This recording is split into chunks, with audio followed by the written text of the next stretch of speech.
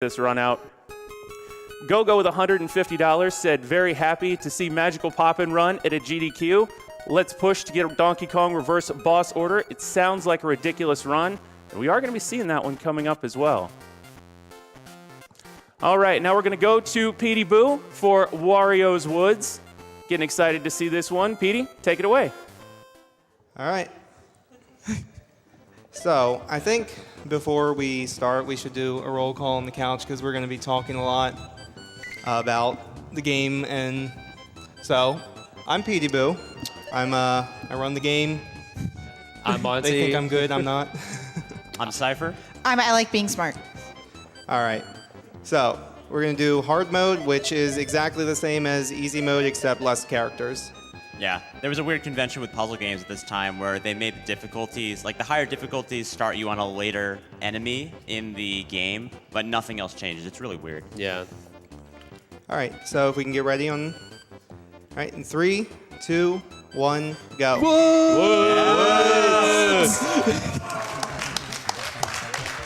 So this is actually the first appearance of Wario's Woods in a GDQ, so we're very excited. Yes. Yep. That's not what I wanted. So you're going to see very quickly that one of the most critical strategies to running this game is assembling 5 and 6 clears all the time. What a 5 clear does is it does multiple things. It spawns a diamond, which the diamond itself does multiple things, but it helps clear a lot of blocks from your screen. And it also changes all the opponent's bombs into monsters, and you need to use bombs to clear things. And then additionally, the 5 clear lowers their ceiling. So lowering their ceiling is like the main way of killing them quickly. I know that was a lot to take in, but there's a lot of stuff going on in this game. We'll try to explain it as best as we can. This is a very dynamic speed run. And you'll see Petey Boo in the earlier stages clearing all his monsters as fast as possible using the 5 combos and the gems. And then later on, we'll see a lot of crush kills, which we will explain later. But basically, every time you do a 4 combo or greater, the very looming swamp block on your opponent's screen is going to lower. And it's really fun to see a crush kill. And I think one of the things that makes this more unique than maybe some of the other games like Puzzle League or Tetris Attack that you might have seen in previous marathons is the fact that you are moving everything. You are moving the monsters. You are AGDQ. moving the yes, AGDQ file name there. You're moving the monsters. You're moving the bombs. You are. Whereas, like in the Panel Pond games, you're switching horizontally, or perhaps in Dr. Mario, or in Tetris, the stuff is dropping from the top of the screen. This is like you are in charge, and there's something so empowering about being able to do this fast when you are the one. If you make a mistake, it's on you. If you do well, it's on you. It's a really unique kind of puzzle game that's out there, and we're really happy it's at a GDQ. By the way, if you donate $10 during the run, you have the eligibility to get a really, really cool Wario's Woods poster. I highly recommend it because it's amazing. So definitely get in for that. Yeah, so I think we might have skipped to some more advanced stuff right away. In case you're still a little puzzled by what's going on screen. The basic mechanic is clearing 3, and you need to have at least 1 bomb or diamond in a line of 3, and it can be sideways, up and down, or diagonal. And so because you're controlling Toad and you don't have like this abstract cursor, like, you know, it's a little more cumbersome to move around, but that just means that there's more skill involved in terms of actually moving stuff around quickly. Yeah, and as with a lot of things in life, it's about efficiency and making sure. And one of the unique things, too, is once you get rid of an entire color, that color will not show up again. So right now, the only things that can drop from the ceiling are the cyan and the blue. And so... Pink. Cyan and pink. Yeah. Yes, thank you. I know colors, yes. I like being smart. I do know colors. But yeah, so once you clear out an entire color, that color can no longer drop. So it's very important, as well as getting the 5 clears early on, to try to just completely get rid of a color so you have less options to drop and are able to clear your monsters quicker than the opponent. But like they were saying, especially in normal mode in these earlier runs, you just want to crush. You want to lower the thwomp at the top of the screen. You do that by getting 4 or more in a row. And also something called breakfast eggs, where you can kind of do like if you Like clear. a multi-clear. Yeah, like a multi-clear. Thank you, sir. Yeah, So, breakfasts are cool because when you use one piece to clear multiple lines and like all those clears are intersecting on one piece, then you can send an egg to your opponent's screen. If they don't hatch the egg in time, then it'll drop like a row of monsters on their screen. And it's just like a really funny thing. Yeah. And then there is one final way of like attacking your opponent, which is the chain, where that's like something you'll know from Puzzle League, where you clear something and then the Like pieces that drop from that then lead to another clear. And then that sends a column of monsters to your opponent. However, the column is all of the same color, so it's pretty easy to clear columns sent by chains. Chains also accomplish something else. You'll see 2 bars in the middle at the top that are constantly going up throughout the round. And when the bar reaches the top, then Raven mode starts. And during Raven mode, both bombs and monsters are being dropped. And you never want to be in Raven mode, just ever. No. So by getting a chain, you actually lower the bar that is determining when you go to Raven mode. It's interesting you call it a raven. There's quite a debate about what that creature actually is. Okay, it's officially a Pidgeot from Super Mario Bros. 2 US. However, but, if you read the game manual that comes in the box, it says it's the black bat. Who does that? Yeah, they just totally screwed up there.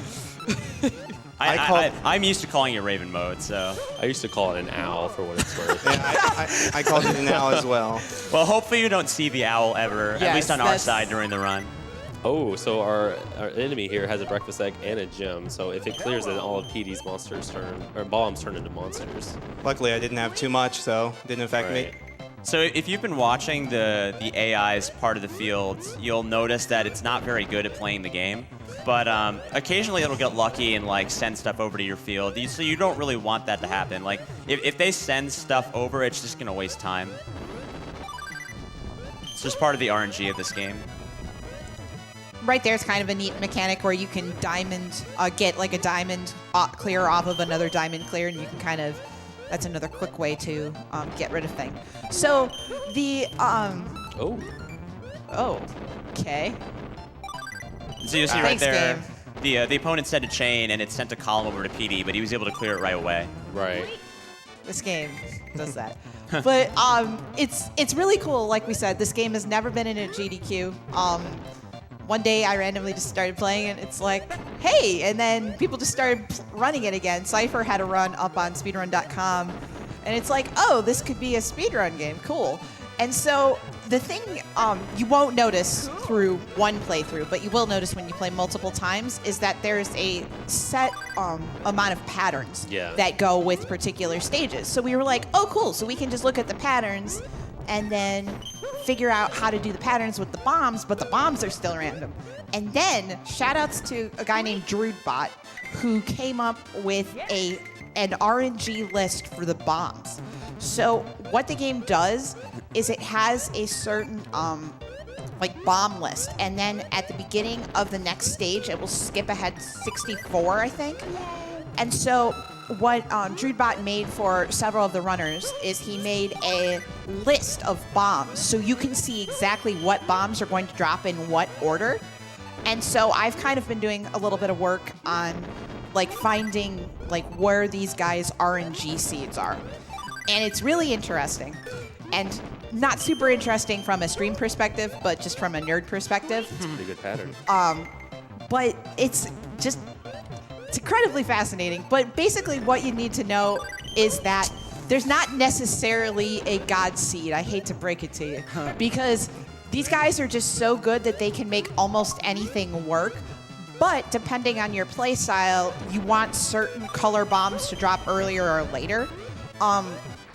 But it's just like the fact that I'm able to go through somebody's VOD, like I could go through this VOD later and just know like what bombs are going to drop, like the next 6 bombs down the line, just because of DrudeBot's work. And hopefully we can translate that into some better times. I think it already has, honestly.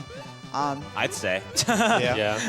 So Because Yeah. Cypher played this, and then like all of a sudden, like Monty and Petey came in and just like the world record now is what? Like for this mode is For this mode, it's like 18 minutes. Yeah, 1832. Okay, so for perspective, I ran this game way back in 2010, and I got like a 27-minute time in this mode. I focused more on another mode called Expert Mode, which you might see in a later GDQ one day, maybe. But the Expert Mode involves like more bombs or more monsters being started on each field. But yeah, normal mode was like 27 minutes back in the day. And then Wario's Woods didn't really see any running activity for a long time until like roughly last year or the year before. Yeah. And then it kind of just exploded. Like people from the puzzle community, puzzle speedrunning community just picked it up. And Montucky, PD Boo, Nicole, and others have just been really pushing it. There was even like a tournament that happened, which was a lot of fun to participate in. So one of the other things with the patterns I did want to bring up as well is part of the, as you see in the middle column beneath where the stars are flashing, there are two different types of monsters. So like what you call them is up for debate, but they're like, I think of them as the bunnies, and shout outs to my mom. She actually calls those like the little like things you plug in. Like those dudes, I don't know. That's what she thinks they look like. Plugs? But yeah, like the Like an outlet? Well, the wall outlets. Yeah. You mean an outlet? That's yeah, cute. Yeah. Hi, Mom. Like I know the she's round watching. ones, right? Yeah. Okay, yeah. Hi, Mom. I can kind of see that, maybe. We're strange but anyway, so the interesting thing when it comes to the bomb RNG is that they're kind of grouped within those colors. So for example, on this pattern, there's blue, yellow, and cyan for the one, and then yellow, green, and pink for the other set of monsters. And so when the bombs drop, they drop kind of in those groups and switch between. So that's kind of like when you're playing the game more often, that's how you know what color bombs are going to drop. Is okay, so if I see a dark blue bomb drop, I know that a yellow and cyan are coming relatively close. And if I have some long line of red monsters I need to clear, there's no point in picking them because it's not going to come for, like here, like the red bomb should be in like 2, like 4, something like that. So there's no point in setting up that red diagonal line, right? You can wait, or you can't. But if you don't know, Looks like it's paid off for PD. For shame. for sure. But that's kind of the idea. So it's the RNG is so fascinating, but inherently boring for. And so one this thing one I'd of like the to morning. point out about PD's run so far, he's got really good patterns. So in each stage, we can group them together in various ways. There are 16 different patterns that PD could get. And PD so far has gotten, in my opinion, some of the more optimal stages, this being one of them. An optimal stage really is anything you can set up a 5, or in my personal preference, a 6 combo and like 5 or 6 moves. Because in these later stages, we're looking for crushes. I don't know if we mentioned it earlier. When you get a 4 combo, so clearing 3 monsters with a bomb, it lowers the thwomp by 1, a 5 combo by 2, and a 6 combo by 3. And so we can get some really fast crush kills in the late game with good patterns. There are also some crap patterns, Nice. and we will see those undoubtedly. Because there's kind of like 3 sections to this run too. There's whatever this is. There's It's like the mountain area, and like Mountains. starting at Sarissa, we see the same patterns all the way through Wario and normal versus com. I don't know if you noticed that before. really. But in Expert, it changes. Well, of course, you know what kind of patterns there's Yeah. in Expert and Castle. Yeah. Yeah. Because you know the it's- game cheats.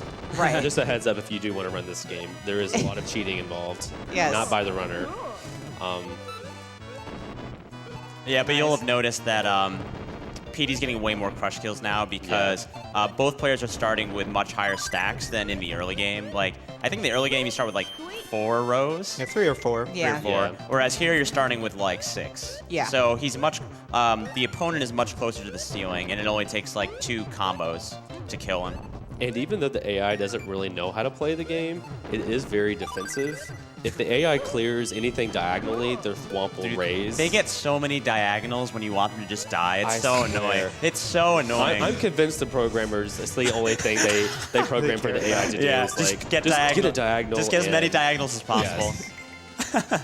Because diagonals raise the ceiling 1. Yeah. A 4 combo raises it by 2, and then various other things raise it more. Yeah, I've always wondered how much a chain raises is. It seems like it raises it all the way up, and it's very frustrating. I don't know if it's all the way up, but it's a lot. Or like even It's a a lot, breakfast. yeah, breakfast and chains both raise it a lot. Well, it's probably because a breakfast is a 5 clear in a sense. You're clearing. Yeah. Well, you're clearing 4 monsters with the bomb, so 5 Right. clear. Just one moment to appreciate the beautiful art in the background there. I was saying before the run, why didn't we have someone paint a creepy Wario smile Yes. tapestry or With something? Wario's cross-eyed smile. So. No, this is what we consider Castle. It's the last 4 stages. If you ever play the game and read through the character dialogue, they'll basically say when you get to this point, you'll never lose, we always win, and stuff like that. Which it doesn't seem so true in normal mode, but sometimes in expert mode, it's definitely. This is such a good pattern. I just want to point Oh. that out. Yeah. 'Cause it Holy moly. Like for That's any great. beginner that's played versus Calm, this is the sweetest pattern. Yeah. Yeah, that's so good. Yeah, a major factor in how good a given run is of this game. It's dependent on like the patterns you get, like the starting board patterns, because some patterns just lend themselves to easy 5s way better than others, and that's a huge deal.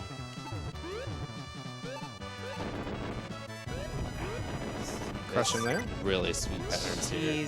Yeah, these patterns are really good. Oops. Great run. Doesn't matter. I'm not really sure. Yeah, we've this is seen like a sub really 20 bad pace. This is pattern. sub 20 pace, right? This is definitely Yeah. sub 20 pace. yeah, crazy. Yeah, it's Yeah, so we've seen this pattern before, but if you were paying attention, you noticed that there was a different bomb pattern for this. And so this can be troublesome if you're really accustomed to doing something a certain way. right. The lists. I forgot to talk about the lists. So I have been talking about the lists, but the other part of the lists that are fascinating is that there are 4 lists. The way Druid set them up is that it skips 64 bombs to the next beginning, and it goes down, down, down, and then it skips. But that is set, right? So once PD enters the file, that is completely set for the entire file. How you change that is through the demo mode at the beginning. You can change that through round game, and you can change that through something called time mode as well, with how many bombs drop, and that will shift the RNG seed for the versus com run. Now, interestingly enough, multiplayer, there's like a little demo of multiplayer at the beginning. That actually does not affect the RNG seed, which is kind of weird. Ooh, that was Yeah. nice. 1 second. He stole my soup. Yes, Yeah, so if you didn't notice before, our runner here is cosplaying as Harry H. So all these, I guess we didn't mention that, all these characters do have names. And Yeah. you see them at the very end when you beat them for the 3rd time. And some of them have pretty cool names. Did you guys know that if you lose to one of these enemies and then reface them, they have different dialogue? yes. No, really? Yeah, Yes, they do. they do. They do. that. They do. Yeah. I can't believe I They didn't like notice taunt that. you and stuff. Look, They're like, "Oh, like- you lost. Oh, you You're better back do for more. Yeah, yeah. Yes. They say stuff like that. Like, haha, you didn't catch me cheating. yeah. Yeah, it does. It's really and the other thing is the Toad will have like a grumpy face too. Yeah, that's true as well. Yeah. Toad's face will be like super I mad. want to see this I- grumpy Toad face, Petey. You should lose. No, you Dude, are on this face is sub too 20 good. 20 You're, case, man. dude, you're scared he's gonna beat your Please. record right now. No. I'm not gonna lie. I am a little shook, but it's okay. It's okay. Good luck, Petey. So one more thing I wanted to mention about the lists is that so sometimes the way Jude set them up is there were a list 1, list 2, list 3, list 4. But for some reason that I cannot figure out, sometimes the 4th list doesn't exist. So what will happen is instead of advancing 64 bombs forward in the RNG, it'll bounce back. So instead of going list 1, list 2, list 3, list 4, it will go list 1, list 2, list 2, list 3. And the 4th list like won't even exist. Oh, that was nice. So I don't know if it's depending on the cart. I don't know if it's depending on something in round mode, but all of these guys, I checked their runs for the RNG list. All of them have had a run with list He's had 4 that and pattern without like list 3 4. times, yeah. So, yeah, I know Drew knows more about how the patterns. I think it's something about the frames before you start the stage, but it's really really interesting. fascinating. Yeah. So this is an example of a pattern that, in my opinion, is not optimal. You can see there aren't like a lot of fast ways to get a 5. Well, of course, there's one right there.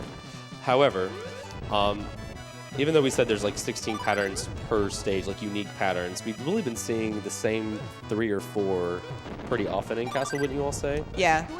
Yeah. That's By the how way, you- this is Wario. This is the final opponent of the Oh game. yeah, this is Yeah. the reason why it's Wario's Woods. Yeah. Yeah. If you're wondering where Wario was Yeah. in Wario's Woods, well, here right. he is. Respect the lore. And it's not really intuitive because we start the game in like the hills or something against the ghosts, but you do Yeah. start the game in easy mode in actual woods. Yes. So it's why Yeah. this isn't like Wario's castle or like Wario's crib or something. But Really, nice fam? change. Really? Oh, come fine. on, dude. It's good. Yeah, that's good. That's good. This game does that. It gives, it takes. At some point, there's like a lot of rebounds in Wario's Woods. A lot of things happening at the same time. Oh, very nice find there. There you go. All right, one more round. One more All round. right. So you got 13 seconds to get sub 20. I don't think I'm gonna get that. Not with this pattern, especially. Yeah. Oh man. Oh, nice. Nice follow up with the blues there. Very. Oh, Whoops. Come on. so good. Ooh. Ah, That was a very creative chain. Wow. yes. Oh, Breakfast. Breakfast. no! And Might as well get rid of it. oh, man. Oh, this is almost done here. It's All right, sometimes time's gonna coming be, like right as soon as he put up, as soon as Toad throws up. And his- Time. Nice. Oh, sweet. Yeah. Excellent run. That's a great one. Nice low 20. All right. So if you enjoyed Wario's Woods, you should definitely join our Discord, The Puzzle General, where we talk about Wario's Woods and other puzzle games. And in The Puzzle General, we have an event coming up called the Puzzle Mystery Challenge, which is like the mystery tournament on SRL, but it's with all puzzle games. So if you like that, you should come over to The Puzzle General. Yep. All right. All right. Amazing run. All right. Thank you very much, everyone, for having us. Yeah.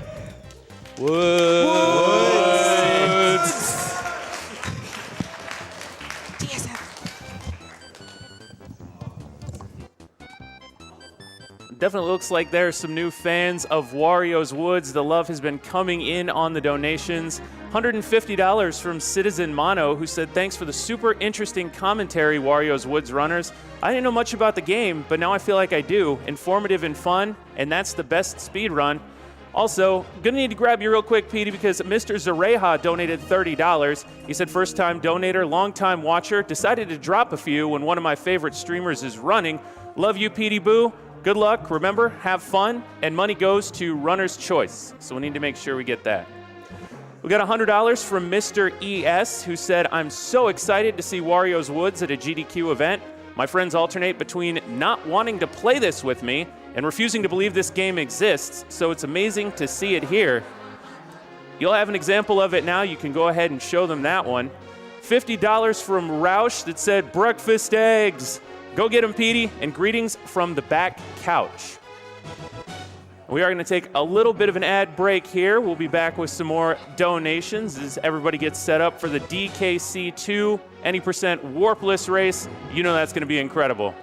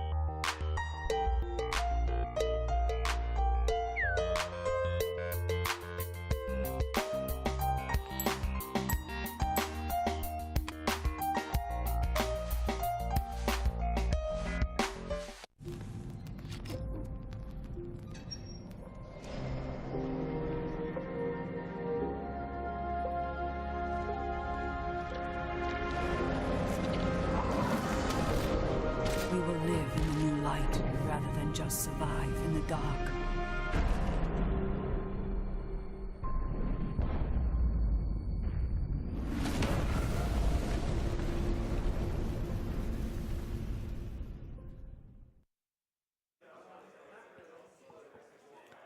We are back. Got a number of donations. $50 from Adam Extreme saying, hey guys, so glad to have AGDQ back again. It makes January so much more bearable, especially with that cold.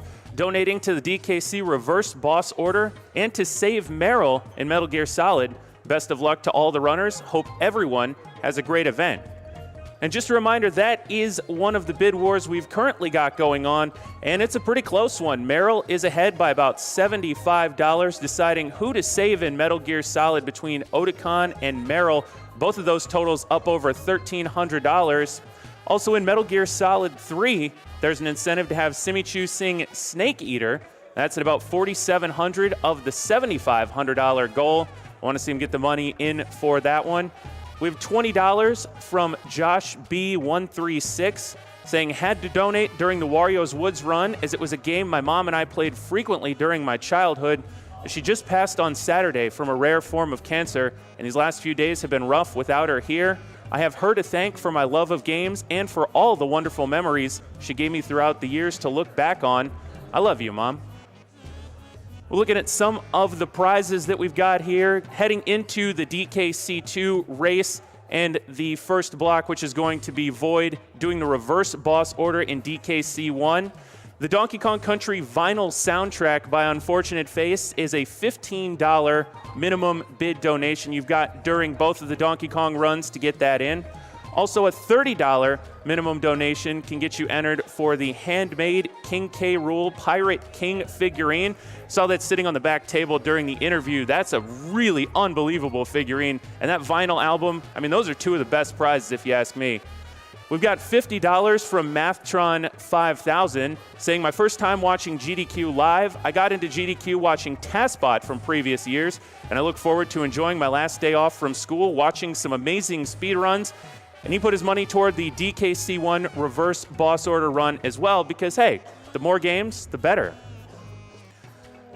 Getting set up over there as we get ready for the Donkey Kong Country 2 any% warpless race. And then, of course, we're going to have the demonstration from Void, DKC1 reverse boss order. I've got just enough time to try and wrap my head around how that's going to be possible. Void and Waffle 42 will be running DKC2. Then we're going to get into the Sonic block. That's going to be a good time as well. Looking at some of the other bid wars, there are a few that will be going on a little bit later. Burnout Paradise, you can choose the time of day for the Burnout Paradise run. Now, that's a little bit closer. Only $20 separate the 24-minute days from permanent midnight, and then a little bit less for permanent daytime. So if you're a Burnout fan, you want to get your donations in for that one for sure.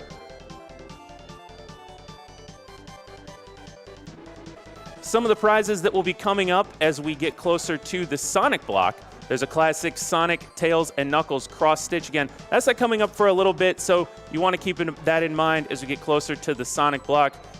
Also, we got that Donkey Kong Country vinyl soundtrack. Spike was showing that off earlier. That is unbelievable, even just the cover art for it. And you know the music's going to be awesome as well.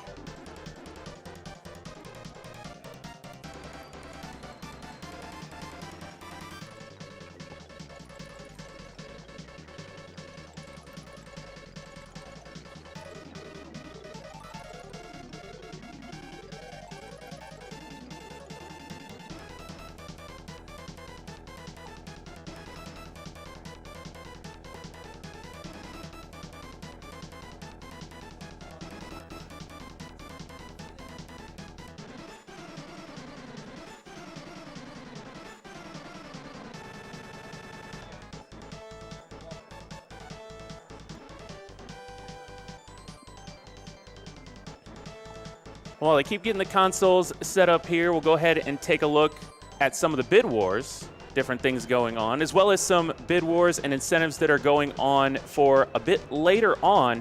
For example, Super Mario 3D World, you may not have seen this one yet. You can donate to decide who the final level character will be.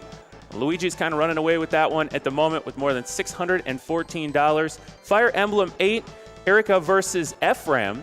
The Erica routes got the lead there. Also, some of the things you can donate to, maybe to make some of the games a little bit tougher. Wizards and Warriors has an all bosses run incentive. That's going to be $6,000. Needs a little bit of a way to go to meet that one. We got $50 coming in from Mista Hat. Said this is for the last donation about the person who lost their mother on Saturday, and to everyone who has clearly lost someone recently. I'm deciding to give what I can to someone or a group that can use it way more than I do. Thank you all. That's absolutely the important thing to remember, you know, raising money for the Prevent Cancer Foundation. Everybody's had somebody in their lives that has been touched by cancer, either directly or, you know, you have close friends and family. So in addition to being able to donate with the bid wars, with the incentives, all that great stuff, know that all the money is going to a great cause as well. And that's a good enough reason to donate. If we can get some extra games in there, why not, right?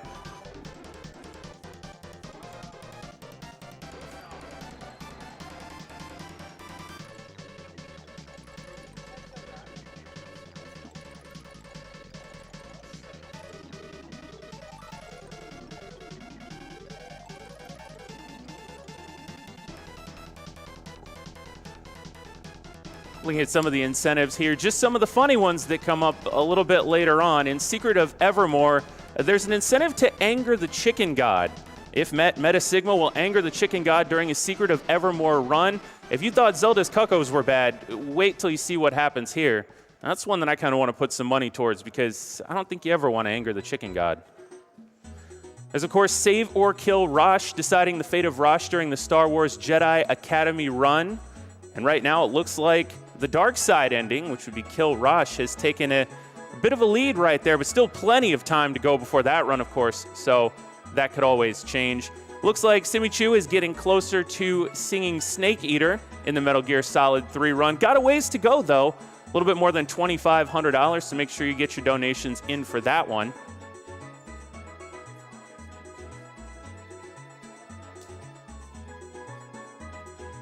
And we've got the great prizes, in addition to the awesome Mario Kart 64 music. Coming up, the handmade King K. Rool Pirate King figurine. Now, during Spike's interview, you might have seen this. It was sitting right in front of him. It's got incredible detail on it. It's a $30 minimum bid donation there, but it's a really nice, amazingly detailed figurine. You may want to get in for that one. If not, $15 can get you entered for the Donkey Kong Country vinyl soundtrack by Unfortunate Face. And this is worth it just for the artwork alone. And then you take into account the fact that it's a functioning vinyl, can listen to some awesome music on it as well. Again, a $15 minimum bid donation can get you in for that one.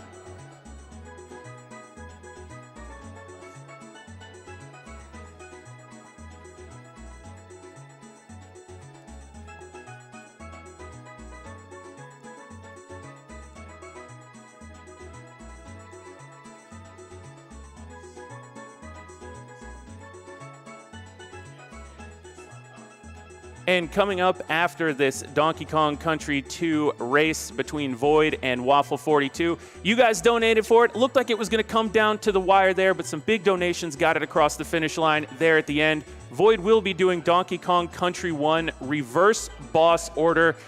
Again, still trying to wrap my mind around this one. We raised $20,000 for it. It's a linear game. You beat the levels in order. I don't see how you're going to get to the end to get back to the beginning, but that is something I've been looking forward to since I found out that it was an incentive. So thank you, everybody who donated for that. There were a bunch of donations that came in. We've got a $5 anonymous donation that says, I lost a family friend yesterday to cancer. Rest well, Mark. You changed our lives. You fought hard. I hope this and all the other countless donations help to prevent anyone else from losing the same fight.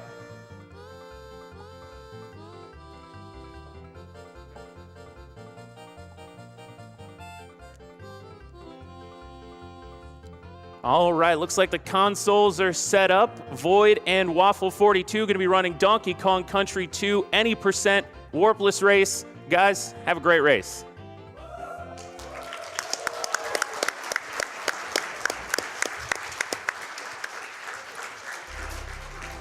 Yeah, here we are. We're rolling deep here at AGDQ 2018. I'm Spike Vachita. I'm Sylvite.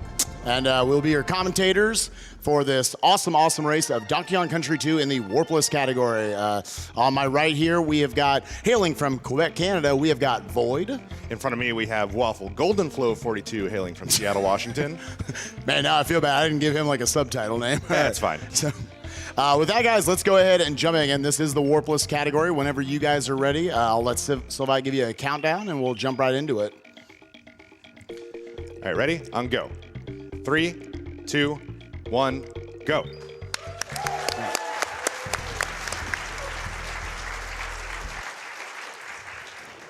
All right, so yeah, we are jumping in here. This is Donkey Kong Country 2, one of the best Speed games of all time. And we are running a category that the community has been very passionate about. Super excited to get in. It is the warpless category. As the title suggests, we will not be taking any warps throughout the game. Obvious, but also not just intended warps, but unintended warps as well. We're seeing right off the bat here, we're picking up Rambi in the first level. He got a bit of an upgrade coming from Donkey Kong Country 1. Goes real fast, and that's already the end of the first level, ladies and gentlemen. I heard someone clapping in the back. They're like, that was awesome. I love rhinoceroses. So yeah, we're going to be seeing, they actually skipped over the Dixie barrel, or actually Void went ahead and grabbed Dixie there in the first level. A little bit of difference of preference of when you pick them up right here. Diddy is generally going to be preferred. We want Dixie in this level because of that vertical movement we just saw right there from both of the players, having that team-up throw that is exclusive or became implemented in Donkey Kong Country 2. Just climbed a lot faster. And right there on Void's screen, something we shouldn't have seen this early, but it is the goal swap. You want to explain just kind of what a goal swap is? Goal swap is exactly what it sounds like. If you hit select to swap your Kongs on a goal and your partner is in an airborne state, you get to switch your Kong order and exit the level at the same time. Right there, we saw from both players the moonwalk technique, where basically you just turn around while still moving to the right slightly, and you're setting up all these enemies from the camera cycle to be able to roll through all of them. Because you want to roll through enemies as much as you can. You gain a lot of speed off of those. Here we're seeing a little bit of invincibility being employed just so we can roll right through all these enemies, get right out of this stage as soon as possible. All right, Waffle with just a few seconds lead here over Void, very early on though. Going into the first water level of the game. Super cool trick we got coming up right here, right as the water starts to raise up. He's gonna crouch and then jump and maintain that momentum in the jump going up. Void with the same thing, very just cool, pleasing looking trick right there. Sylvie, I mean, how would you describe the water levels in this game as far as speedrunning goes? You're not going to die in them, but man, going fast in them is hard. Yes, some of the absolute hardest to optimize in any percent. We only really have to do one of them. Here, that's going to be up to 3. What you're seeing is all of these corners of all the boxes. Think of them more, you can kind of see them cutting these corners. They're almost more like rounded than they are hard, squares or anything. So they want to be able to do that and maintain all that momentum, curving around, having it very precisely micro-routed out. And already we're into one of the hardest levels in this category. We have to do these glitch snake double jumps. And a lot of these you actually have to get the maximum height possible to go through the stage in the optimal route. Yeah. You can see even at this level of play, it's not easy. Yeah, definitely some of the hardest piece of tech in the game. Again, up here, we switched. This is the first level where we preferred to play as Dixie, just because, as you can see, her hover ability is very important for just skipping over little chunks of ropes and other sections of the level. Void right there taking the lead in this level, having a little bit less trouble with the Rattly double jumps, but none of it really matters. So yesterday, this guy sucks. So you have to hit this guy with 4 eggs. The first 2 are always set. They're always going to be good to go. But then after that, it's about a 50-50 shot if he's going to give you a fake egg or not. Waffle was trying to set a new world record there with 10 fake eggs yesterday in the practice room. Pretty bad. Hopefully none of them have that problem today. Well, yeah. All right, Void the first one out. Void, and then Waffle. Okay, that's not bad. That's whatever. That's whatever. It could have been much worse. I felt so bad for both of them yesterday. It was like 27. All right. So, anyways, we're moving here into the next level. Maybe the best part about Warpless is that we actually get to hear this track. It's true. Yeah, the lava level track. I can't remember what's it called. Lava something. I don't know. Is it The level or the song? the song? Hothead Bop. Hothead Bop. Yeah, it's really good. I obviously did my research going into this race, as you can tell. But yeah, relatively straightforward stage. I think this is actually a decent place if you want to read off 2 quick donations. Absolutely. We got $50 from MadMark22. Says, shout out to the Donkey Kong Country crew and good luck to Void and Waffle on the race. He put it toward the reverse boss order, which we have met. Greetings from Quebec. P.S. You only need 2 buttons, Y and reset. And $50 from Dr. Throat Punch, who says, always loved watching GDQ. Happy to finally be in a position to support it. Thanks for all the great work. This is one of my favorite pieces of tech in the game. It's called the Big Boy. Yay. So off of that, you're basically able to throw your other Kong into an enemy and get effectively a double jump off of it, allowing you to get a lot more height and skip over platforms here and there. We'll be seeing that a couple of times throughout the run. This is in general a very satisfying level to watch. I love the vertical movement in it. Same. You're going to see them take a lot of advantage of these team throw mechanics in these vertical levels. Yeah, once again, just being able to throw them out. You'll see them a couple of times utilize, like right here, let this eagle come down and then bounce off of it, giving them enough height and then throwing out of it.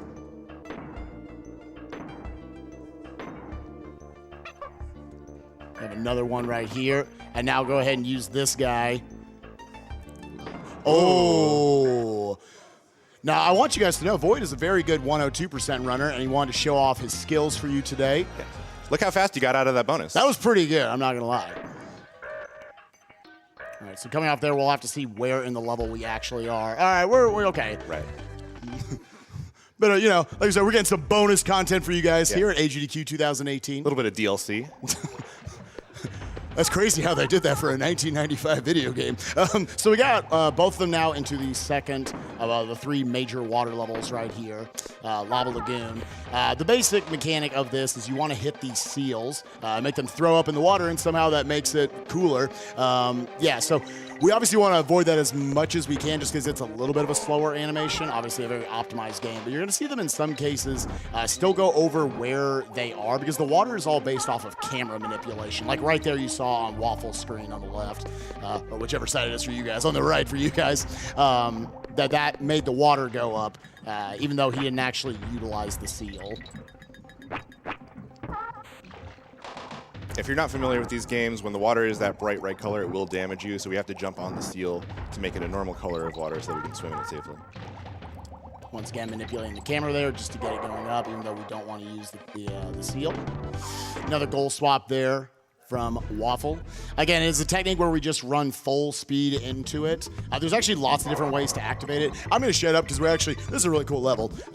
And we'll talk about goal swapping later. We have a couple of really hard tricks coming up, so we're going to have to let the runners concentrate on them for a second. But don't blink.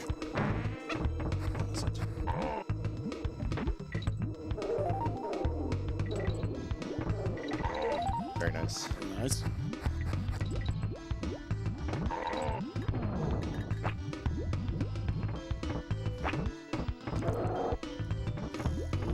I think we're still fine on Waffle screen. I was about to say, I figured they would kill it. Very nice. Yeah, all right. We got one more here on Void screen. 4 for 4 on the impossible level, ladies and gentlemen. There's always that like, oh, I want to clap after the Ramby jumps, but then you've got another impossible trick coming right up after that. So yeah, I don't know if we want to. So normally in any percent, there are all these wrong warps that we do, where a lot of it involves all this black magic that goes on, but also having that invisible barrel of sorts that was in Dixie's hair. We actually utilized it there instead of creating a wrong warp to effectively just throw the balloon. Exactly, and it saves so much more time than it looks. I mean, look at how slow these balloons are moving. Yeah. That covered a fair distance. It's like, I think Boyd said yesterday it was like 8 seconds or something. 7 or 8. 7 or 8. Which is crazy for how little distance that looked like. All right, moving in here into Squawk Shaft, the final level of World 2 before the boss. Again, a lot more just sexy, fun, vertical movement, always satisfying barrel blasting throughout.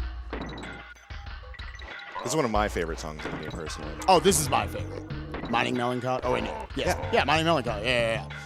For some reason, I like psyched myself out about that. I promise it actually is my favorite track. I'm just like, that's what was scripted for me to say right there. But yeah, so here we've got our first instance of squawks. The thing about Donkey Kong Country 2 is you need to not just be good at moving your Kongs, but also utilizing all the different pieces of tech, including all of the animal buddies. So that was actually an intentional damage that Waffle took there to try to set up his Kongs in the right order to get Dixie there.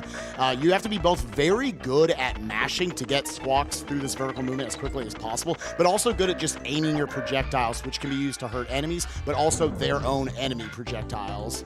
So looking like good climbs here by both players. We got a very close race going into the boss of World 2 here.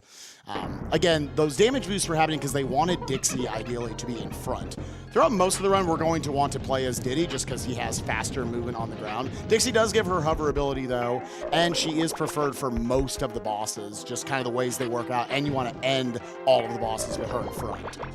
Now coming up here, we have got a very scary, very risky trick. It is the lava fly. So you're gonna see both players jump up here to the top left and then start floating all the way across instead of waiting for cleaver. We got one player across. Very We nice. got both players across, very nice. Important little detail you might have missed right there. They actually have to make Cleaver attack them. Otherwise, all these hooks that come out afterwards will not spawn, and they can't fly back from the right to the left. Cool little bit of swag on Waffle's Yep. screen. The old flying Diddy glitch. Thank you for the fans. Ooh, and Ooh, two boy, for two, ladies and boy, gentlemen. not to be outdone Oh. there. There's a rule in this game that it's not swag if it's faster. So if it's the same amount of time or it's slower, it counts as swag. You definitely got two of the top players in the world right here, the two top runners in both this category and in any percent. So quite a treat we got for you guys this morning. And if you're familiar with any percent, you'll be familiar with a lot of what's going to happen in the rest of the run. Not many more warps are going to be coming up, but can't sleep on any of these levels. At least intended warps, those Right, are over, right. but lots of wrong warps still to go. So again, showing off here how much of a power upgrade Rambi had. You're going to see on both the players' screens, they actually dismount Rambi right at the end. Saves a little bit of animation time watching him explode. And now you're actually seeing both these players having a team-up throw and throwing it into the barrel. That's actually to store a super jump. Super jump allowing them to then take damage off of this enemy right here, which is going to shoot Dixie far up into the air and allow her to skip over that barrel. Ooh, getting the G. Yeah. Ooh, that's what I like to see. Ooh. Not as much of a G, but good enough. And a little swag blast out of the barrel. Oh, wait, it's not swag because it's faster, right? Yeah, sure. Yeah. It's not swag. Yeah, I'm sorry. I Grabbing literally just ignored what you just said about that. Grabbing the G is swag. Jumping in the barrel, not swag. There we go. That's okay. We got like 30 more minutes. We'll get this down. Yeah, thanks. We should have worked on this more. No, so here we are into, this is the big level that, when you're running any percent that gets you used to swimming. It is one where it's never, like Sylvite said earlier, these levels are never going to kill your run, but it is amazing how much time you can bleed. And seeing how close this race is certainly could switch up the lead of this race. Or at least make it closer. Yes. Again, wanting to know exactly how to curve around these corners, having good movement all the way throughout. Dixie's hitbox, fun fact, is a little bit bigger than Diddy's, but these guys are not wussies about it. They're going to stick to their girl. Yeah, Dixie and Diddy swimming in the water is the same speed. Yes. And we could probably get in a couple of quick donations as we swim through the last of this level. You got it. $100 from DBX1 Hitter saying donating for the Rollin' Deep crew. Good luck to my man Void and Waffle as well in what I know is going to be an awesome race. And Alexander the Art donated $50, said longtime viewer, first time donating. I miss the live runs every year for whatever reason, so I'm excited to catch this race now, even though I should be working. Good luck, guys, and thanks for all you do. Third there is probably the hardest goal swap in the game. We call it the Kipple swap. Person who made it mainstream. Shout outs to Kipples. My God, you do not want to miss it. Otherwise, you will get their fanfare at the end. So this is the first. Ooh, we got, as you can see right here, rolling a little too deep there on Void's screen. This is a very perilous level. Very easy to have your Kongs at the bottom of the swamp right here. They're going to have to be jumping off of these vines as quickly as possible, not ever stopping, really. Making sure that they're rolling off the edges of these crocodile heads. Waffle there having a little bit of trouble himself, losing Diddy. Ooh, barely making that. I was not sure if that was going to work. Picking back up his Kong right here, you really want Diddy's movement all the way throughout.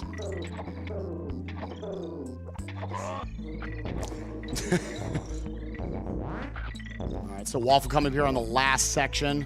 Always very scary. Grabbing both the bottom vines and getting out. We'll see if Void can match. These last 30 rolls are probably the hardest part of the level. Yeah, and definitely the scariest, so very nice. And now we're the snake again. Now we have the snake again. We have got Ratley, and this level's infamous for, we'll just say questionable hitboxes. I definitely questioned it many times. You'll feel like you do the same thing 700 times, then one day I'll just be like, oh no, those hitboxes are different. You're not getting a ton of vertical movement in this game, or in this level from Ratley. It's more horizontal movement. The big important thing here is that you actually want to stay in the air as much of the level as possible, just because you move faster in the air. You're going to see them chaining these jumps off enemies for that exact reason. They want to stay in the air, and they want to keep their momentum, basically to match their muscle memory, because the flow of this level is very important. If you get it a little bit off, it can really mess you up. You can see a little bit almost like kind of an air jump dropping down there for Waffle. The camera kind of stops you right there, so you don't want to do a full jump to land right down there and then line up your next hits. Same thing there for Void. We're coming up on the end of the level, looking relatively clean for both players, so very nice. We got another amazing level right here. We normally would wrong warp through. Instead, we're going to have some crazy rope climbing this time. Yeah, and upcoming right here, I think is the biggest skip that we allow in this category. Yeah, again, no warp, so we can do this. Whee! It's from, you can see on Void's screen right now, that character swap in the water is what stores it for whatever reason. Whee! And not only does that obviously propel you high up in the air, that also allows you to not have the water. It kind of breaks the trigger for the water that normally follows you up. Which could sometimes be a problem because now if they fall in the level, they're falling a lot further. So we got here Waffle looking like he is down his Diddy Kong. So he's having to make it work with Dixie. Again, need to know how to back this up each time. Yeah, needing to take the long route around here. I think we're going to see Void not do this part. Yeah, very sexy looking big boy right here. And we are just about tied up, ladies and gentlemen. Just like that. And Waffle still does have to grab Diddy here at some point. Yeah, there's a number of DK barrels throughout.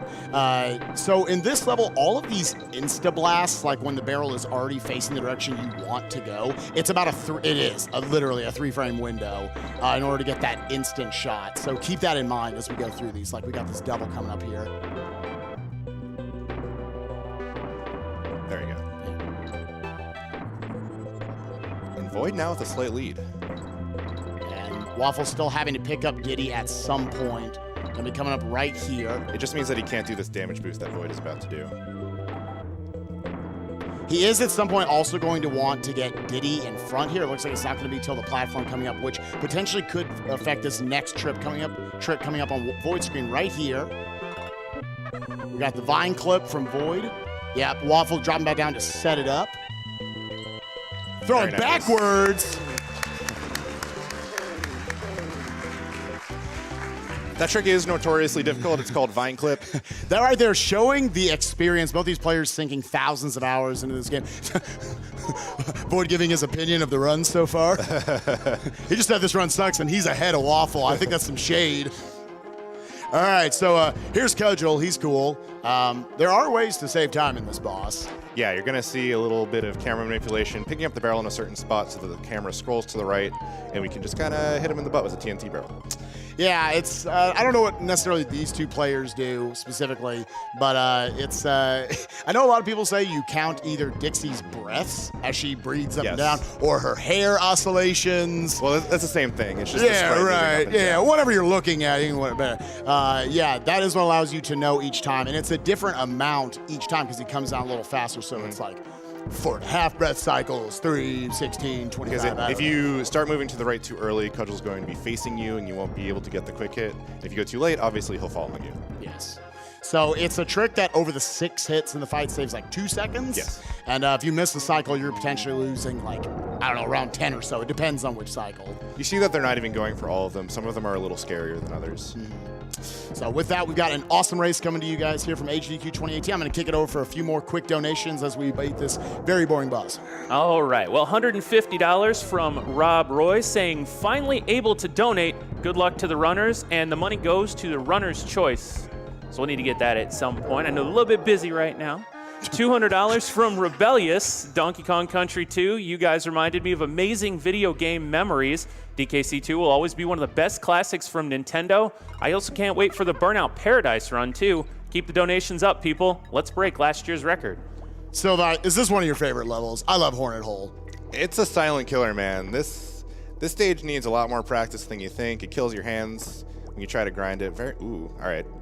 Void very wisely opting out of that jump. They elected to make this level a lot harder but faster because they're actually playing this opening part with Diddy as opposed to Dixie.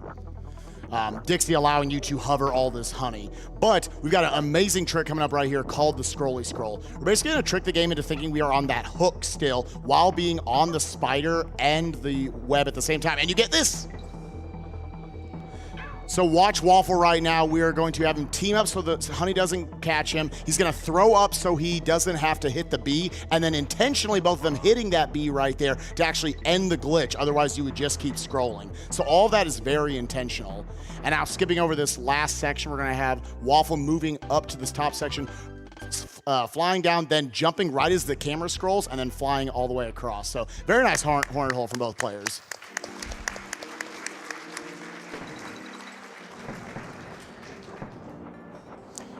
Yeah, that was probably a really quick explanation, but yeah, again, the long and the short of it is whenever you're on the hook, the game locks the camera in place, but you still aim it to where you're going to be on the spider and the web also at the same time. It confuses the game, and it just says, all right, I'm going to make you go really fast because speedruns are cool. But with that, this is the first of 4 now, major auto-scrollers in the run. A couple little flitter or dragonfly skips they're going to be doing that save just a little bit of time, but I think this is another great place for some donations as we chill our way through this.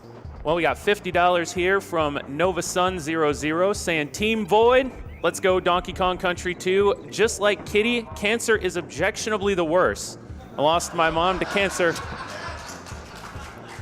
A few years ago. Detection was able to give us 2 extra years with her, though. Hope this can stop at least one person from experiencing that loss. We've got $30 from Clayton148 saying, hello and welcome. Over the last year, the Donkey Kong Country community has become my second home. Shoutouts to my boy Void and the rest of the DKC family who are at GDQ this year. So sorry I couldn't make it there with you guys. Donation goes to Void's choice. Rolling out. And we got $30 from Anankaz. Rolling in for the Rollin' Deep runners. Good luck, Void and Waffle.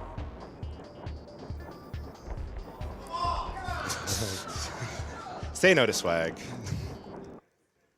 We're taking it serious here at AGDQ 2018. Come on! All right, so we have got, I said famous, you said infamous yesterday. I did. In Donkey Kong Country 2.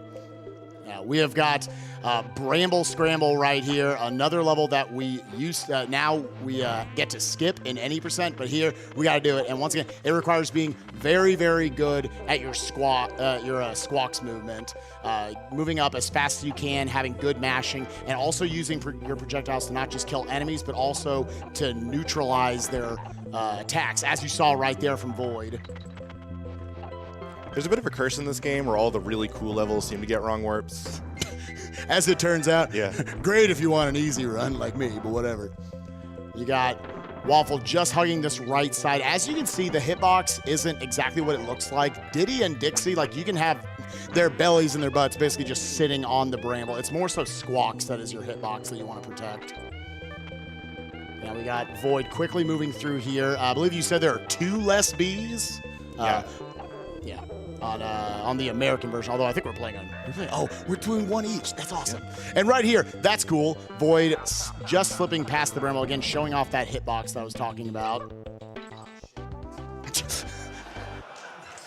No one at home could hear that, right? I don't know. It seems like the audience heard Kids it. are at school, right? Okay, good. Oh, yeah, it's Monday. Kids are in school. You're fine. Say whatever you want. But that was a cool Bramble Scramble by both of them, right? Yeah, good stuff. Yeah. I had fun. I had fun. All right, so we have our next auto-scroller here. This one's a little less trivial. It's actually pretty scary. I mean, probably not for these guys who've been doing it for thousands of hours, but for me, it's certainly scary. You're going to be going really, really fast all the way throughout this. You have to bop off of these enemies as you're going past these pits, and there is no checkpoint in this level. So if you fall in a pit, you're going really, really, really far back. This is not a stage you want to look away from when you're playing it, suffice to say. This is not the read chat screen. Coming up here, we've got second place guy, very infamous second place guy. Jumping at the top to try to make this a little less tight of a window. All right, Void able to take him down. The true final boss. And Waffle clears him as well. All right, good job, boys. With that, let's go ahead and get in another donation before we jump into the next very difficult level. Got a good one here for you. $250 from Cody102. He says, good luck to all the runners, and thanks for contributing to such a great cause. Mudhole Marsh. Pinnacle of this game, I think. This is one of the levels that almost like defines this game as a speed run. All the different things you have to be good at and just like how terrifying it is as a platforming level. These players are going to be rolling deep into this swamp area, just a little bit off. They're going to be going in like right there as you saw on Void's screen. Under the stage. And upcoming on Void screen is probably the most difficult part of the level. We have to very cleanly navigate this part. Eagles everywhere. There are lots of different strategies you can utilize, but instead he's going to like to go under them for the most part. Very nice execution there from Void.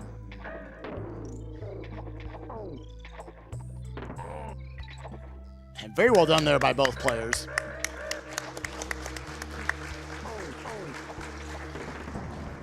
Seeing another moonwalk there by Void. Bouncing off these Eagles. Waffle's going to be going for the same thing. This is another level where we are skipping a warp. We would normally warp out of the last part of this. Waffle takes a hit, but that's fine. Just get his boyfriend back. All right, and we got here at the very end of the level. He's actually turning back to left because that despawned the barrel for him.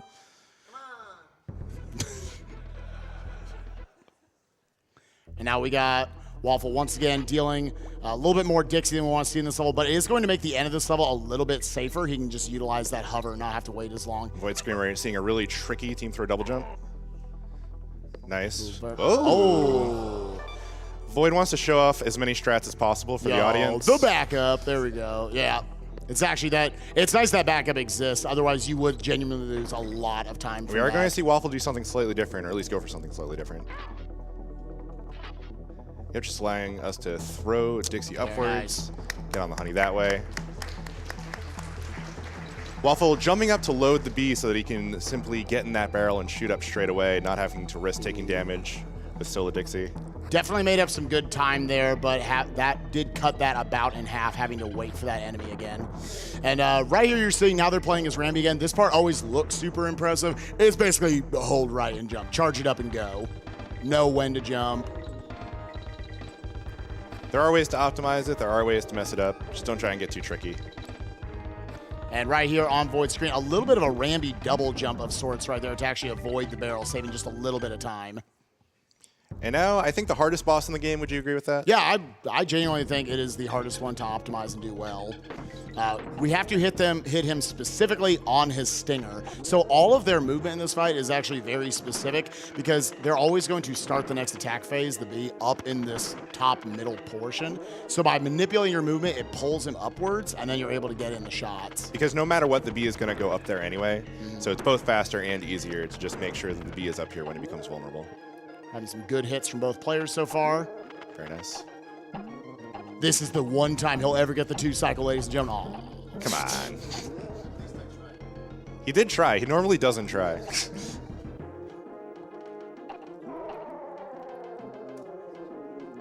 Waffle trying to get in his last hit right there. Have to pull him up one more time again, having to improv a little bit here to get him up. One more hit here. Very nice. Trying to time that right as the iframes run out. Getting his last few hits. Now we move into World 5, which is actually unchanged from any percent. Just there are no wrong warps or anything here, at least that we use right now as humans in any percent. But super fun platforming stages all the way throughout. Learning this was definitely my favorite part of Donkey Kong Country 2 speedrunning. Just lots of really cool platforming with different gimmicks in every stage that are fun to utilize. And an auto-scroller. And one auto-scroller. Which has its optimizations. We'll see coming up here in a little definitely. bit. In general, you want to be in your rolling state as much as possible. So a lot of the micro routing throughout this game is trying to figure out, all right, how much rolling can I fit in? And how many different ways do I get refunded my roll, whether it's going off of a surface or whatnot, or going through an enemy. And very nice ending there by Void with a goal swap. Very nice. Very nice. Yeah, there are basically two main ways you optimize rolls. You want to roll as much as possible and as long as possible. So sometimes you'll see them doing very short rolls just so that they can be in the rolling animation as much as possible, just going left and right. But they also don't want to jump out of the roll too early because then they have to start another roll and obviously they don't get as much distance. And nice job there by Waffle going underneath that rope and then catching it from behind. Very nice. Audience getting tired. Wake up. All right, so here we are in the last of the minecart style levels. I said a wrong piece of commentary the other night, and you corrected me on it because I was like, yeah, you want to jump as little as possible or just, on flat ground as little as possible. And that's incorrect. Yeah, it turns out that the general rule of jump up slopes, jump down slopes is still generally true. But the Tassers, who I believe are all Japanese at this point, figured out that if you jump at very specific points on flat surfaces, it does save some time. Not all of the RTA runners have implemented this, but there's definitely, it's crazy how much optimization there still is to have in the basic movement of this game. Gotta be very late jumping over each of those bees. Their hitboxes can be a little deceiving with how they interact with you in the cart. Yeah, obviously basic mechanic of this, just trying to hit the plus barrels, keeping your time. If that time ever gets to 0, you will lose a Kong for it. Obviously don't want that to happen, waste a bunch of time. With that, let's get in a few more donations here for the end of the auto-scroller. All right, we've got $40 from Antilles58. Yo, just Antilles. He says, shout-outs to Void, Waffle, the whole DKC crew, and really everyone with GDQ. Even though I've stepped back from speedrunning lately, I still consider these last few years spent rolling monkeys quickly and beating games fast to be one of the greatest joys of my life. Thank you guys for some awesome memories. And Void, I'll keep up my usual tradition of giving $10 per jump roll in DKC. So press Y, keep on rolling deep, guys. No pressure. I consider this almost the start of a little gauntlet in the run. Some very different levels, and all of them are very difficult. Obviously, the gimmick here is that we have this wind mechanic that, depending on when you get to certain parts in the camera's cycle, it will either blow you forward or blow you back. So they have to know exactly, their movement has to be very specific so that they don't jump and all of a sudden the wind is blowing them too far in one way or the other. Avoid jumping off these hooks as soon as possible so that when he gets in the air, the wind will pick him up. He rolls real deep to get on the right side of that barrel so that he can immediately go forward with the wind. And then we're setting up a little bit of a goal swap at the end here also. Yeah, it might look faster just to stay as Diddy here. It's actually the same speed. It's simply for this goal swap. Oh. Yeah, a little bit of a new advanced tech called the LZ swap at the end there where you don't turn around to do the goal swap. Didn't quite get it, but that's okay. This is one of my favorite levels in speedrunning. Parrot shoot panic. Normally what they want you to do is take the parrot. Oh, unfortunate death there by Waffle. Did get the halfway point as confirmed by our runners right there. But right here on Void's screen, we got Parrot Shoot Panic where normally they want you to take these purple parrots all the way down. Yeah, we're not going to do that. We're just going to have the level memorized and fall all the way through it. Waffle was Dixie a little bit there. Just trying to figure out what to do. Didn't quite work out. Got another chance at it though. Void coming up on the last section right here. It's the headbutt that you want to get in this corner. Have to Diddy headbutt so they can just fall the rest of the way. Very nice job there by Void.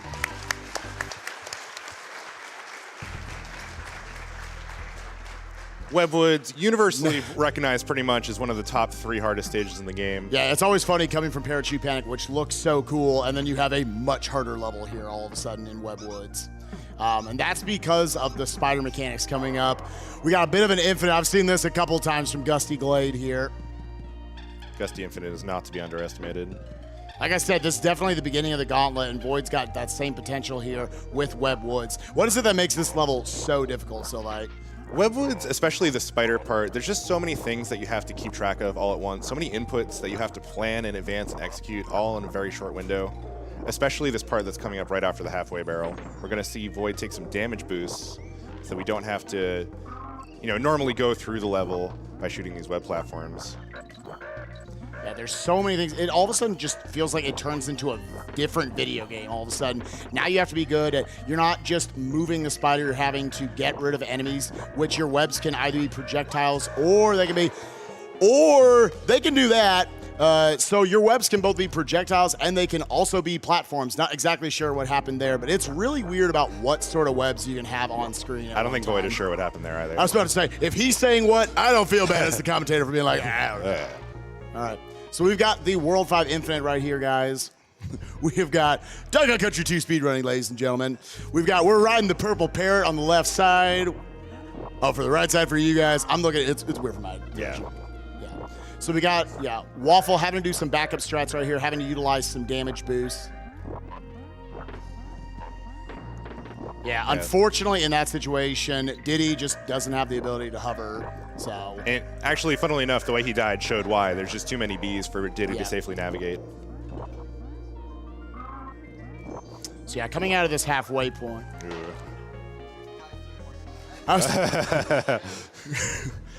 Do you guys need to swap out? We can jump in. We do great, I promise you. Yeah, confidence. I would die many times. I would die maybe slightly fewer times. Wow, dude, really? Well, yeah, so you'd sub in for Void, I would sub in for Waffle, and it'd be a close race. I guess that's true, sure, yeah. Oh, and we got, Waffle's going to have to do a backup strat here. Utilizing the parry, he can still jump at one point. He just has to know where it is.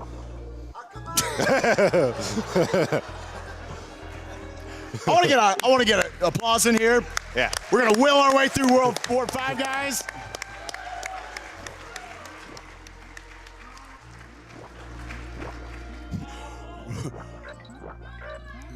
Ooh, we got some sides in the audience. Oh, yeah. Sides being taken. So one of the other things, I don't think we mentioned this about Webwoods, is you have to keep track of the number of things that are on screen. Otherwise, these web platforms might spawn early. They might not spawn when and where you want them to. So the movement is actually even more precise than it looks. All right. Waffle able to get the bonk there. And I'm moving this way to the end of the level. We're out of Parachute Panic. And we got one pit left, and we're out of Webwoods. Hey. Yeah, that's right, yeah. This is what we like to see here. Rolling deep in the AM of AGDQ 2018. Yeah. And there's still a lot of game left. I know, right? We got a lot more content for you guys if you enjoy what you're seeing. Okay, so here on Void's screen, though, we have got, again, very difficult. I think some of the hardest piece of tech is just jumping on the ropes, actually, in this game. It might sound trivial, but really good climbing in this game separates the best players from me. But yeah, here we are. There's also RNG with where exactly these barrels will end up. Ooh. Waffle having to implement some backup strats right here, taking damage that he did not mean to. And not able to do these damage boosts. You actually get to see what they're skipping over. Yeah, how slow the movement is, how awkward it becomes. Back to normal now on Waffle's screen, though. He's got his two Kongs. Now he's trying to get over the Eagle Pit. Able to clear it. And now he's got the final B pit. He's going to take this, going to try to get really low on the screen so then he can just jump up without the camera catching him and go up, having that vertical movement. Ooh, very nice there by Waffle. He's got the Kipples pit, though. Very nice. There we go. Yeah, that's right, yeah. All right, even more water level optimization happening on Void Screen. We talked about how awful the snake hitbox is, and We give him too much crap, man. This Yeah. is the guy. This is the culprit for worst hitbox. we had a donation from Antilles earlier. Antilles hates the fish. You just switched to running Donkey Kong Country 3. I mean, that one's got a pretty good one. Don't have much else, but whatever. So here we are moving in to the last section. Cool little piece of little trick right here where you can actually shoot downwards in the water. What is that actually causes that, Sylvite? So when you release the charge while the water is moving you down, basically the vectors are preserved. Oh, you okay. keep moving down during the charge. Oh, we've got something you don't want to see on Waffle Screen. We've got Dixie moving up through the ropes. We're in the final section right here. You should be able to take it out.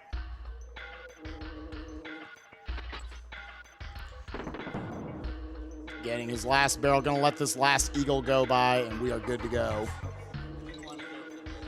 Yeah, I thought he was going to go for a little bit of swag there, but it's a little scary. I thought the same thing.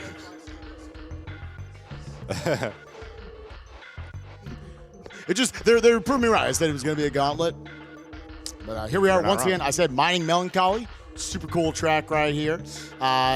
Little bit almost like an auto scroller, but still some really cool tricks. We got one coming up here on Void Screen. He's going to pick up the barrel and then drop it, spawning Diddy, taking that damage boost, and then off of whenever you take damage and you have another Kong, they'll get this kind of auto jump into the air, which at the height actually pushes you into the next section of the level, skipping over a whole section on the right side of the screen. So very nice execution there by Void. Now he just kind of has to float up the rest of the way.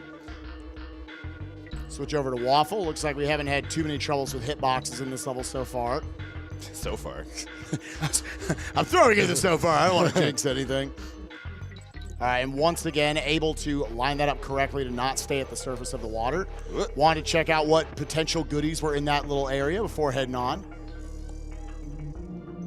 And we are out. And what's exactly the trick going on right here? We were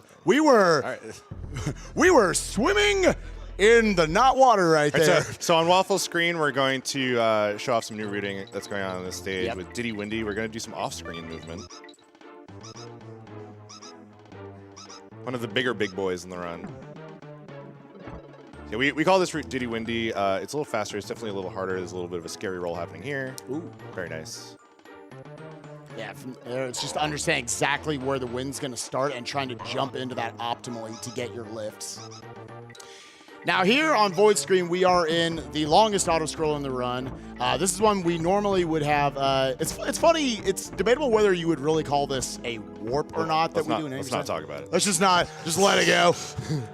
What I was going to say was normally we would utilize this barrel as a thing where we would do some black magic and we would skip to the end of the level. We still want this barrel for some trickery coming up here in a little bit. Some different kind of black magic. Yeah. I don't want to spoil it. Actually. Yeah, I know. It looks really cool, so make sure you're watching when it happens.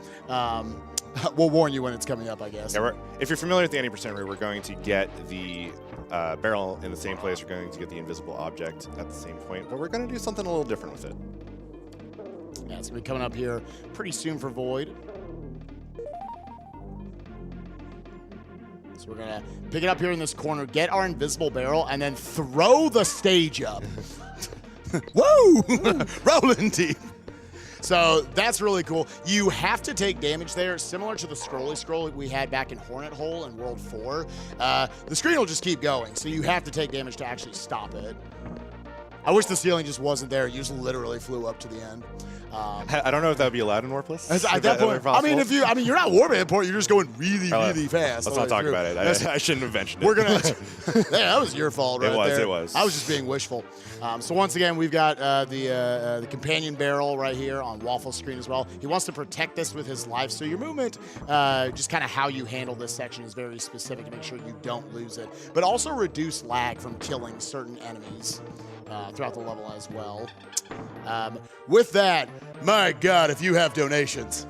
Oh, we've got plenty. They've been rolling deep on the donation side as well. Cruncho with $50. Oh, my boy Cruncho. A little bit of a throwback. He said the Claude and Dragon Ball Joseph had simultaneous flying ditties on screen at AGDQ 2015. And now 3 years later, we got the simultaneous flying ditties on screen again. Thanks for keeping the dream alive. Bexy donates $150. Runner's Choice in honor of my friend Maurice. Love you. And there's a $30 donation from Anonymous, longtime viewer, first-time donator. Love watching, especially my favorite game of all time. Thanks Void, Waffle, the GDQ staff, and all the viewers for making GDQ one of the highlights of my year.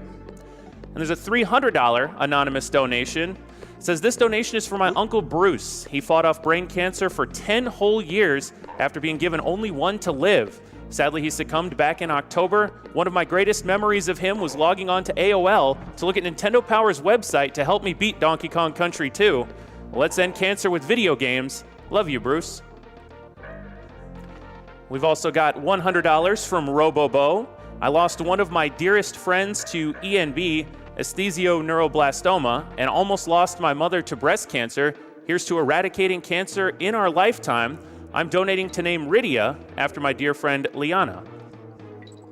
And then there's a $200 anonymous donation here that just says, expand Kong, expand Kong. I'm assuming that was going to Void's DKC1 reverse boss order there.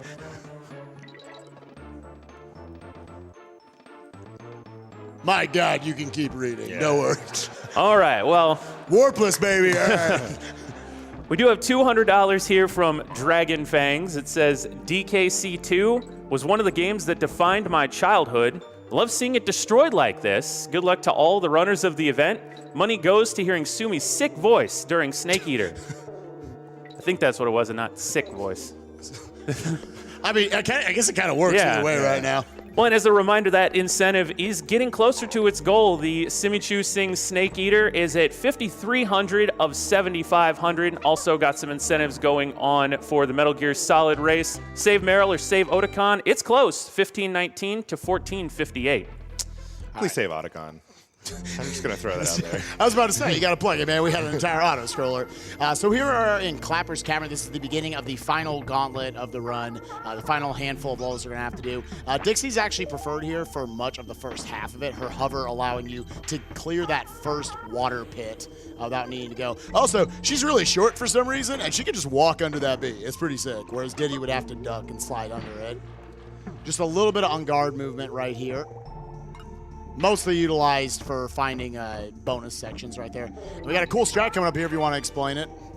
Yeah, so if you're watching Void screen, we're going to duck under here. We're going to pick up Dixie and throw her into an invincibility barrel, and we're going to go fast because we want to keep this invincibility barrel, the entire time, so we can roll through all these bees, which we wouldn't be allowed to do normally. Oh, the movement's good. We're keeping it all the way to the goal, pretty much. Yeah. Yeah, very nice. Yeah, it was awesome.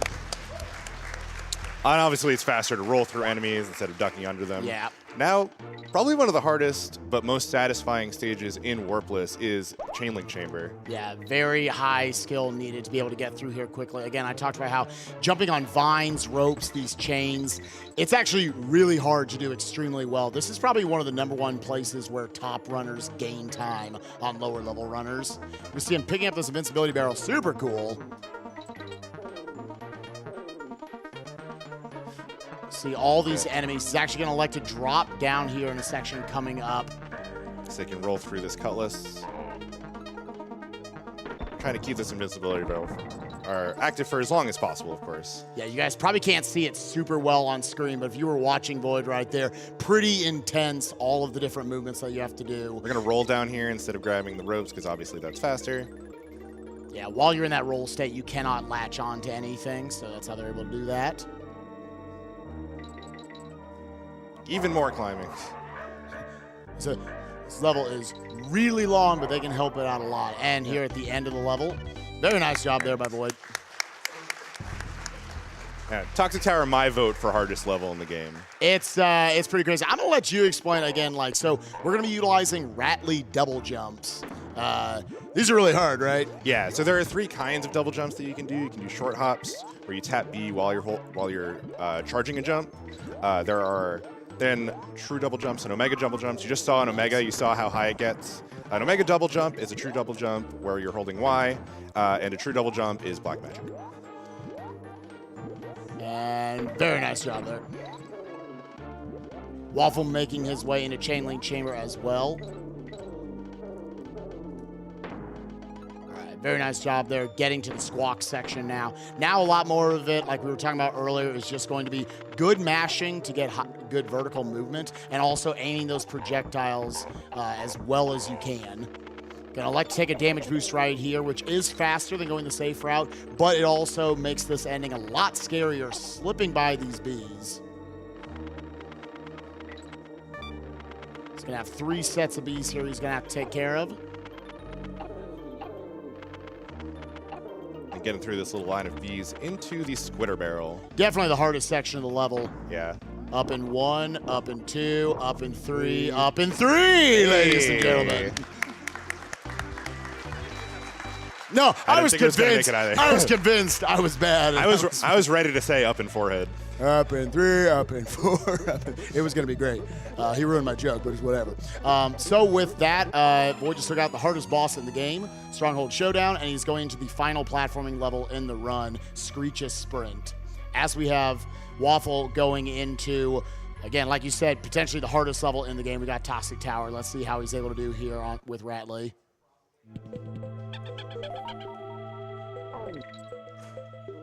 Oh my God, Void, you're a maniac. He just got the jump, ladies and gentlemen. That's actually deserving of a clap, legit. That's actually one of the hardest tricks you can go for.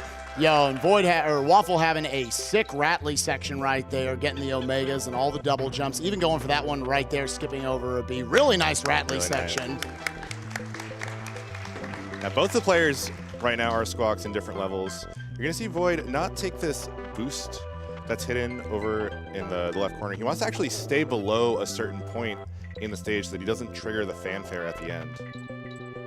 Again, Waffle taking that damage back there, making this last B section very scary. Very nice. Void coming up on the final section. Ooh, taking a death on the last B, unfortunately. Void looking like he's going to be able to clear Screech's Sprint and is able to get out of that. Nice.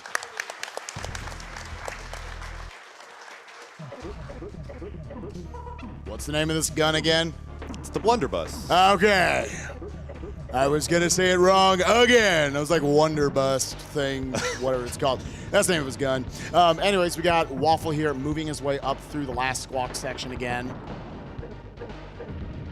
Trying to slip past these, again, showing off the risk reward of taking that damage boost earlier. Taking a little safety just so he doesn't die because he's so close to the end. It's famous people say in the Donkey Kong Country community that, especially this game, oof.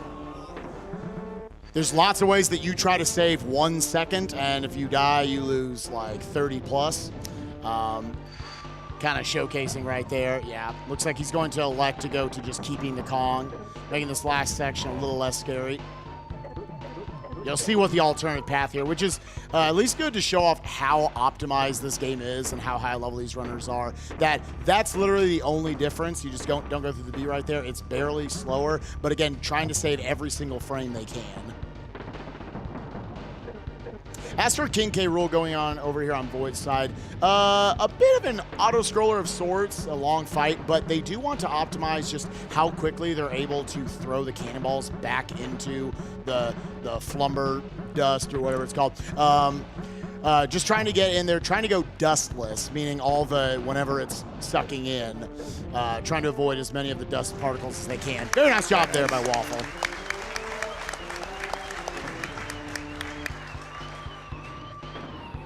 And previous GDQ commentators have called this boss a glorified cutscene. That's not far from the truth, but it's not something that you can sleep on. Gotta have those optimal throws into the gun, like you said. Yeah, so they'll do different setups, like right there, Void having that jump up in the air. Yeah, that's just to set up the timing for when you can throw the cannonball. All right, last big platforming stage here.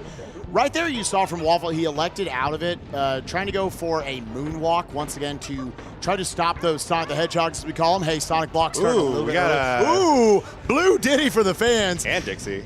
That is how you know he is liking this run he's doing right now. That's how you know it is a high-quality speed run. This waste time, like I think 6 seconds throughout the run. Or throughout the rest of the fight. It's actually even slower to get Blue Dixie also. So. Oh, just because you're swapping. Definition of swag right here. But yeah, by having that throw-up animation while it's in it confuses the game, puts you in this blue state. You're not actually, as you can see, moving slower like the blue smoke usually does. It's just, you're just blue. All right, Waffle taking damage right there from that last ring of bees. See how fast we're able to get through this last section. Last couple bees, ooh, barely avoiding that bee. Now I should be able to just hold down and go on the bottom section right here. And we are out of Screech's Sprint, ladies and gentlemen, right there. And Void about to wrap up his speed run. Yeah, so get ready on time. They'll be right as the coin hits the ground. Diddy deserved it. Time for Void. Nice run.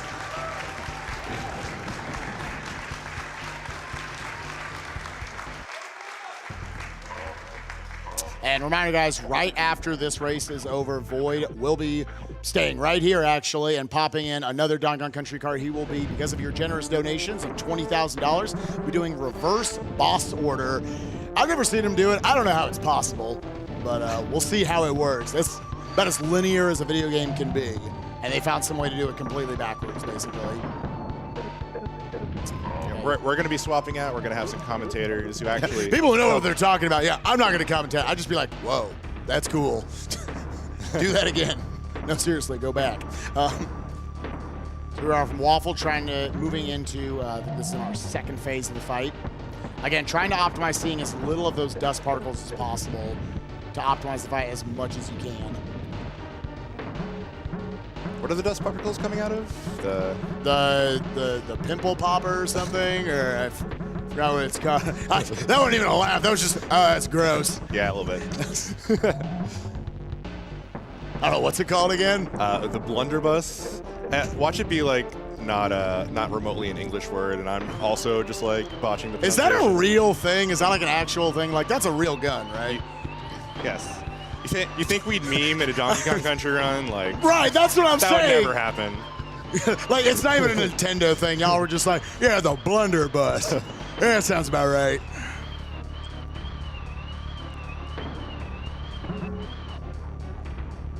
And setting up that large jump there to try to time it there from Waffle. We're going for these little, Ooh. We're gonna have slide slides in this game, so. That's as good as we can do. Ooh. Well, not to be outdone. Blue Diddy and Dixie for the fans, ladies and gentlemen. You can actually see how slowly K. Rool moves across the screen if you're familiar with this game. That's basically why it wastes time, is that K. Rool slows down. Oh. Yo, we got the backup barrel right there. Dixie does not get to be in front for this. That's actually one of the hardest parts. Where is he? You really want to avoid the red smoke, though. That makes you move a lot slower. Yeah. We don't want that. That'd be a little too excessive. And the purple smoke coming up reverses your left and right controls. Yeah, getting over them is really easy. You just have to stand in the spot and jump as the smoke approaches you. And then we just kind of get to hold left and right. Yeah, fun little trick right here. If you are Diddy, he's fast enough. If you just hold in the corner, hold left, he won't be able to get you. But Waffle does have a cool setup for timing this last hit. Yeah. Once the cannonball spawns, you're going to see it. He's going to walk all the way to the other end of the stage, and once he gets there, he's just going to immediately throw. And not killing off Diddy. And time. Yeah, boys, bring it in. Nice runs.